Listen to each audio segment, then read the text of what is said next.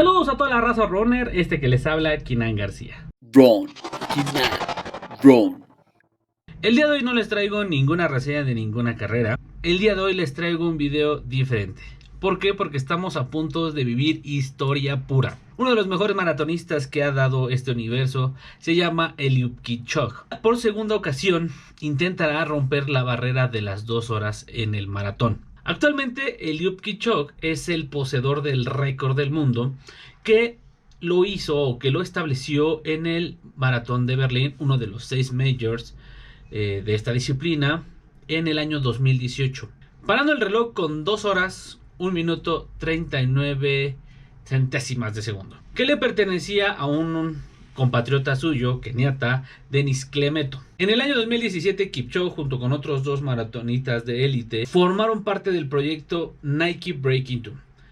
Esta es la primera vez que se intentaba poner las mejores condiciones para que algún maratonista de élite pudiera romper la barrera de las 2 horas. Desafortunadamente esto no fue posible. A pesar de que Kipchoge en este 2017 corrió por debajo del actual récord del mundo, no pudo ser considerado como tal. Una de las principales razones por las cuales la IAAF no pudo avalar este récord es por la cuestión de los pacers. Los pacers son este grupo de personas, grupo de corredores que acompañan al maratonista principal, por así llamarlo, donde le generan las condiciones de ritmo, de distancia, el rompimiento del viento, etc. Cuestiones técnicas que ayudan al mejor desempeño. Debe de existir una continuidad con este grupo de pacers.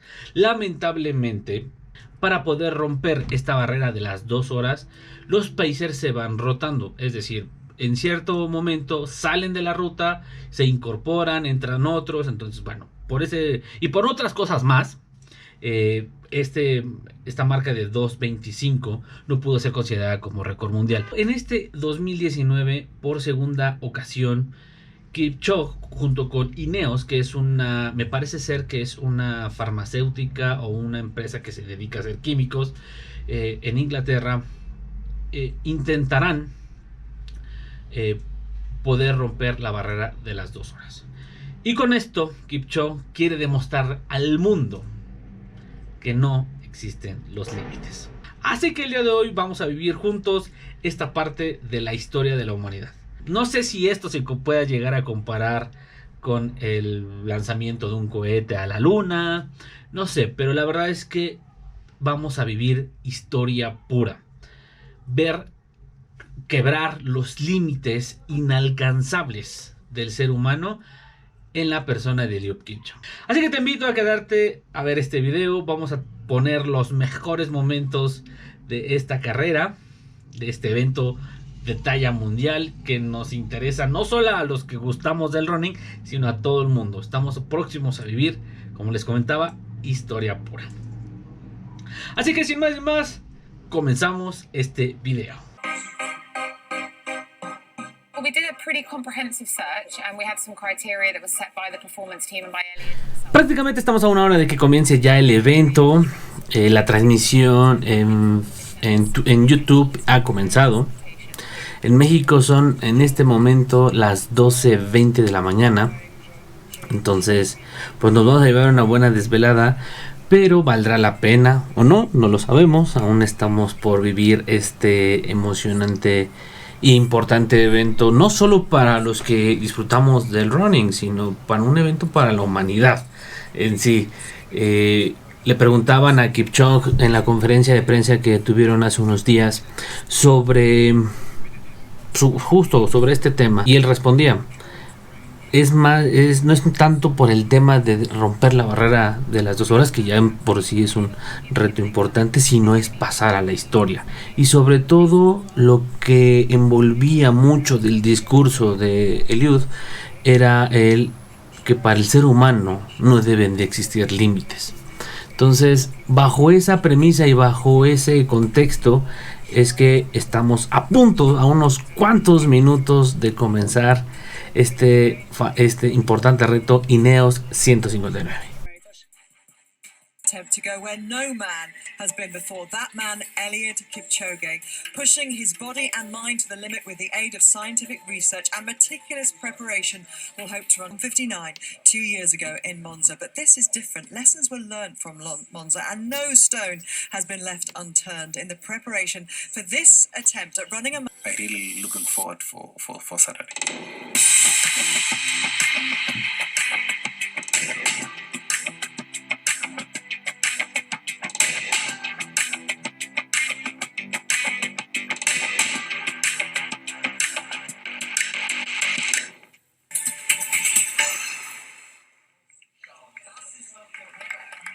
Well, the waiting is over. The moment has arrived. And there we are on the start line, on the Reichsbrücke, which straddles the Danube, that majestic river that flows through Los nervios ya Vienna. están And there a flor de the piel. first Estoy group muy of nervioso, la verdad. pacemakers will talk you through Emocionado them in por lo great que se detail. viene. Shalane and Ed Ya will be los joining me corredores very están shortly. en la línea de salida. Y ahí viene el campeón. Ahí viene Eliud a intentar romper esa barrera de las 2 horas. Concentrado, se le ve muy concentrado, se le ve tranquilo, pero con una cierta, pues con una cierta, no sé, miedo, no sé cómo llamarlo, pero se ve tranquilo, se ve seguro, se ve consistente. And let's just remind ourselves of the formation of these pacemakers. There are 5 teams of 7, and that is the open V that Ed was talking about, with Eliud Kipchoge at the heart of it, and 2 wingmen, if you like, behind, all guaranteed to take the wind resistance out of Eliud's performance. 5 team captains. The first of them, Bernard Lagat, he's 44 years old. He's the oldest of the pacemakers in action today. The youngest is just 19 years old. And this first group will take them through to the first 3 kilometers. The current weather, well, almost perfect. Es importante recordarles que Eliud y su equipo de Pacers tienen que tener un ritmo de 2.5 kilómetros. So we're into the final few minutes before countdown. What on earth is going through the mind of Eliud Kipchoge? How quickly, how fast is his heart beating? 5, 5. Arranca! Apollo Kipchoge is up and away, and the challenge, very easy to say, to run 26.2 miles, 42.2 kilometers in under 2 hours. Very easy to Les say, deseamos mucha suerte, la verdad. difficult to achieve. And Los ojos del mundo están Reichsbrücke, en esta carrera. traveling over the Danube, and they will be heading into the Prater very, very shortly indeed.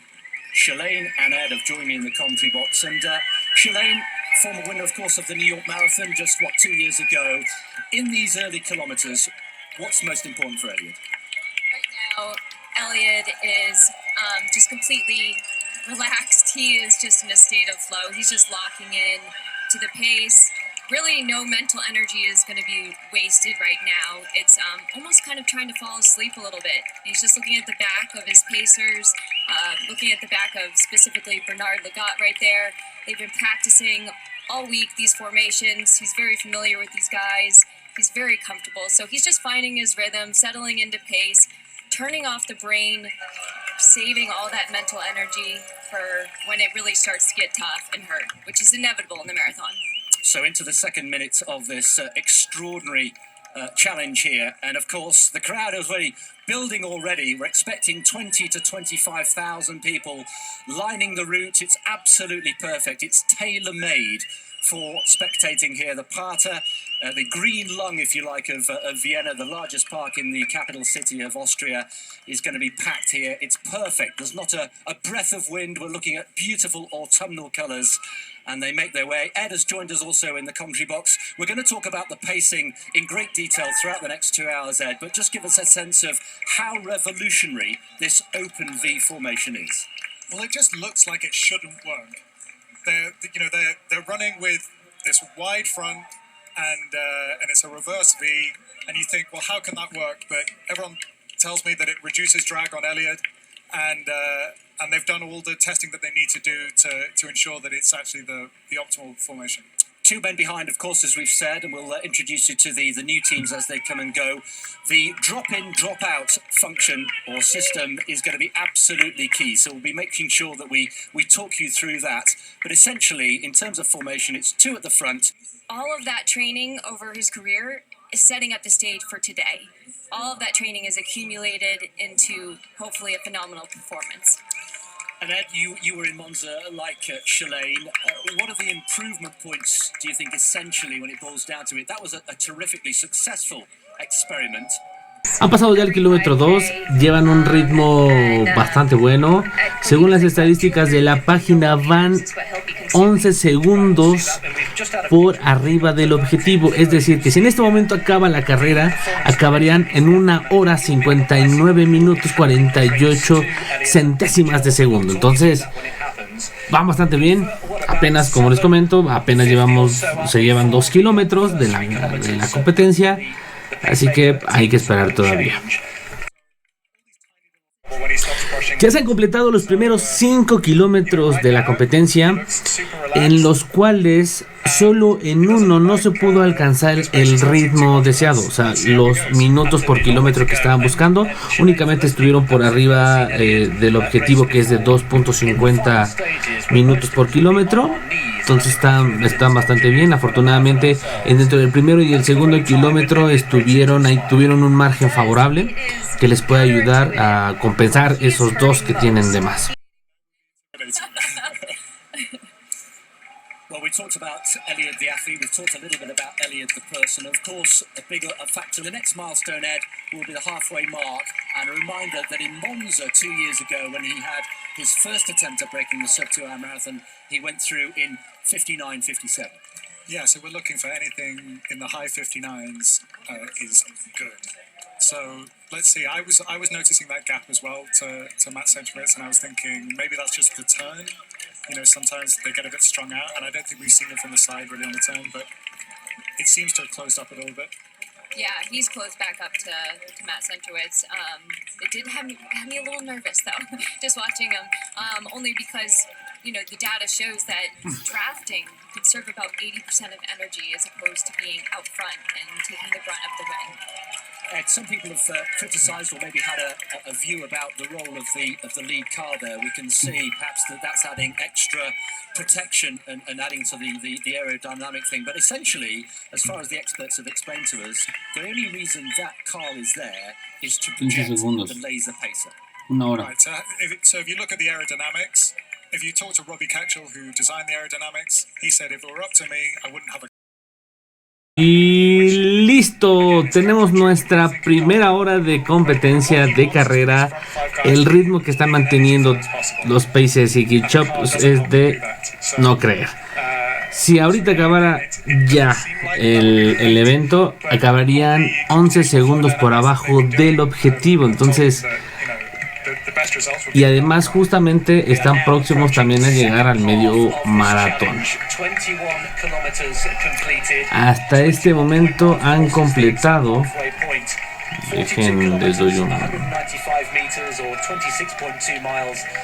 han completado ya los 21 kilómetros. Van a un buen paso, todo va de maravilla. You know, rather than being a hindrance, he felt like it was important for a runner to somehow, you know, to have some challenges to overcome in their early life. Yeah, I believe there's a callousing, and you know, probably because of his upbringing, he looks at running as a joy. It doesn't seem like a chore to him. He's had and experienced harder things in life, so running 26.2 miles is not so challenging when you've been through other things. And his mantra, very simply, hard work, humility and discipline. And the routine that we have tried to bring across to you that Ed was describing is very much a monastic lifestyle, isn't it, Ed? It's very much run, eat, sleep and repeat again and repeat again. Yeah, he just keeps on doing the same thing. There's no magic. There really is no silver bullet to getting as fast and as fit. I mean, you have to have the talent, but yes, you know, you have to keep on doing the same things. That's the mantra for all marathoners: run, eat, sleep, repeat. That's what really breeds and produces the best results if you want to be a great marathoner and a great distance runner. I think there was a slight trick there. Was there a trick? Yes. I just saw Eliud kind of a little trip up in that transition. So that was a little rocky. Yeah, that was a little bit ragged. You have to say that the transitions from one team to the next, they're just coming through in front of our commentary position yet again, from left to right as we'll feel. 1 hour 20 in, let's go back to our little cake metaphor. It's in the oven, it's been in the oven for 1 hour and 20. How's it looking? How's the cooking going? Well, I got nervous there for a little bit when Eliud started to look like he was falling off pace from Matt Centrowitz, and we were in the roundabout section, and I felt like I saw some strain on his face, so I was definitely a little nervous, but I feel like he's regrouped, he's regained his composure. I feel like every time he gets, 10 minutes further into the race, he's going to start to build some adrenaline and start to get excited. It's going to hurt. He's going to have to lean into it, but I feel like he's setting himself up for some history right now. Well, Jakob Ingebrigtsen is one, of course, of the 3 Ingebrigtsen brothers, this extraordinary dynasty of runners from Norway. Let's catch up with one of his brothers. Philip Ingebrigtsen is with Crystal. Philip, you tried to double in Doha at the World Champs, but you doubled here today. What was it like across both legs? It was a bit easier to do the double here, but it was really fun. We've been practicing the last couple. That major city, and I go back to the streets of Portland wherever I'm training, and I visualize myself back in my training grounds, in my comfort zone, with my teammates, with my coach, and it brings this familiarity, and it doesn't become this overwhelming proposition. He just had a little conversation with Valentine Trial, his manager. That tells you something in itself. Yeah. Just had a little back and forth. If he was really, really hurting badly, I think that would be impossible. So we are still 10 seconds inside the target. A couple of 2:52s there, just to break up the green boxes. Again, if you're just joining us, the green box that we've been showing you, kilometre by kilometre, means that he is on target for that kilometre. 2 minutes 50 for the kilometre is the target pace that we need, and that is represented by that green laser. That is sub 2 hour marathon pace, and that is the guide which is provided by the laser pacer car. There's the green laser as again the runners go in front of our commentary position. There won't be many more times we see them pass and flash in front of our commentary position before the now and the end of the race. We're into the last half an hour, and the next team, here we go. The next team, this is team number 8. Eliud Kipchoge is back in action once again, and we will see Brett Robinson peel away. And this is the penultimate team, Shalane, who have got duties between 33 and 38 kilometres. This is a team that's going to really need to rally Eliud if he's hurting. I think there's going to be some communicating, them rallying him, talking to him, if he can hear it through the crowd. But, these pacemakers are so intent on helping him and doing whatever. The imagination. When the conversation first started for the sub 2 effort, I said, no way in my lifetime will I witness a sub 2 hour marathon. I truly did not believe I would be able to witness something like this. The pace car will be peeling away at 41 kilometres, and then it'll be down to the pacemakers themselves to bring Eliud home. And all being well, they will then peel off as well and leave Eliud to run home the final few hundred metres. 1.2 kilometres to go. He is almost there. He has one hand on the history here in Vienna. There's Grace, his wife, looking on. She's never seen him race before in the flesh, remember. What a moment for her. What a moment for the children. The pace car has gone. We've lost the laser. It's now all down to Eliud and the pacemaker. The gloves are off. He's getting quicker. He's racing right now. This is racing. Well, this is true racing. Shalane knows what this feels like through the streets of Central Park in New York, whether it's in Berlin or London. But today is all about Vienna. Today is all about Eliud Kipchoge. We're down to the last couple of minutes to bring him home. Ed, some final thoughts from you. I'm overjoyed that particularly this man has got to do this. It's not just the barrier being broken, it's something that has existed in this person's head for so long, and it's so gratifying to watch him achieve that. He's almost there. He can see the finish line. That's the view from Eliud Kipchoge. You can see the finish line where we are looming into view. 1:57 and approaching 1:58. I think we can say with some certainty There now he goes. he's going He's to do it. He's going going through the to do it. pack He's right going. there. Just tell him to move away. Come on, he Ya says. Come viene. on, this is it. Eliud Showing a Kipchoge. It's incredible. Unos metros de Elliott's romper such la a barrera gift de to las the world. 2 horas en Running un is a gift to maratón. all of us. I feel so blessed to La be primera here vez que el today. I hombre, feel like un I ser hope humano, everyone can hear me pudo smiling lograr through this esto. microphone right now. I cannot stop smiling. 500 meters to go. He has the Hauptallee to himself. All the pacemakers have let him go. As Ed said, he is sprinting into the history books here. They're cheering him on. 400 meters to go. Let's bring him home. This is history unfolding on the streets of Vienna this morning. It's a Saturday run like we've never seen before. Listen at the noise. The crowd getting right behind him. Goodness me, 300 meters to go. He can see the finish line here. Neil Armstrong we had on the moon in 1969. We had Roger Bannister, the 4-minute mile 65 years ago. Edmund Hillary, the first man to climb Everest in 1953. We have 1 minute to go. Eliud Kipchoge is on his way here. This humble farmer who used to run 2 miles to school every day and back. He used to go Está a menos de 200 metros. El reloj está en 1:59:17. Hard work and discipline. He's pointing. Come on, he says. Eliud Kipchoge has the hand of history on his shoulder. He has less than 200 meters to go. Eliud Kipchoge, let's keep an eye on the clock. Into the final 20 Kipchoge seconds.